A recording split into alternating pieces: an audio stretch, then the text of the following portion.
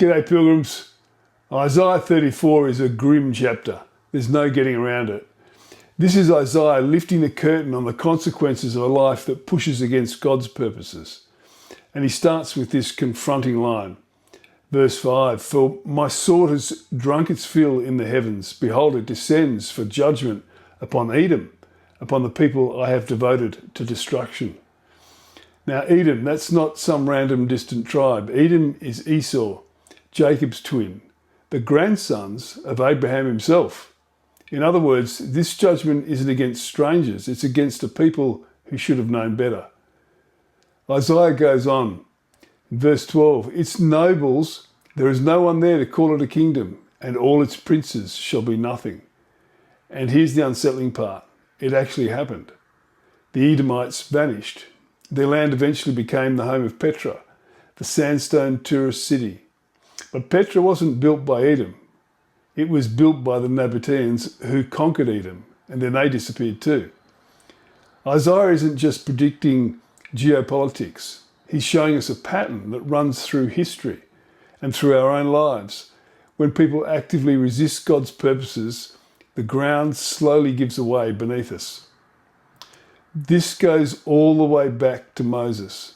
When he was leading Israel out of Egypt toward the Promised Land, the Edomites refused to let them pass. And that moment of stubborn pride became the seed of their downfall. We look at this and think, well, that's pretty harsh. And it is harsh. But the question underneath it is it true? And the answer historically, spiritually, personally, is yes. Edom celebrated Jerusalem's downfall. They tried to obstruct what God was building.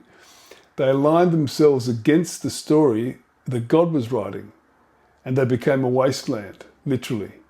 And it's been that way for millennia. And the lesson for us? Our ideas, our plans, our ambitions, if they're not aligned with God's purposes, they will eventually come to nothing. We can't outmuscle reality. We can't out-strategize truth. And Isaiah's whole point is, don't muck around with this. It won't end well. And so he does give us this anchor.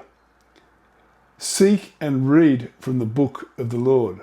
And that's exactly what we're doing here. Slowing down, letting these old words speak, learning from those who went before us so we don't repeat their mistakes. Isaiah 34 is a tough chapter, but it's not hopeless. It's an invitation to align our lives with the one who actually knows where history is going and to build something that won't blow away like desert dust. Remember, a chapter a day keeps the meaning